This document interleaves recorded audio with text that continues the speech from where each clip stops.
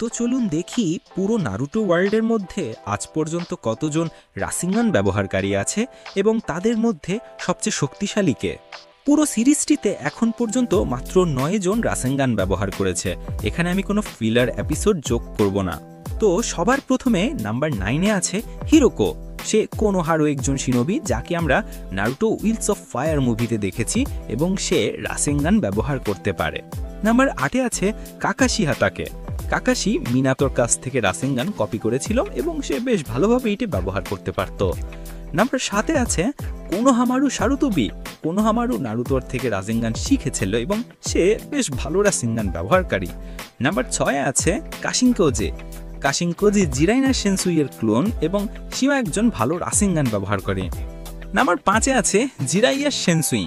জিরাইয়া নারুটোকে রাসেঙ্গান শিখিয়েছিল এবং সে জায়াক রাসেঙ্গানও ব্যবহার করতে পারত।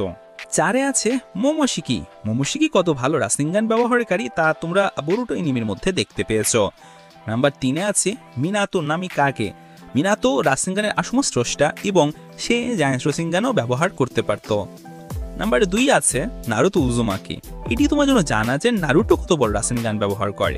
এবং নাম্বার 1-এ কি আছে তোমরা অনুমান করো।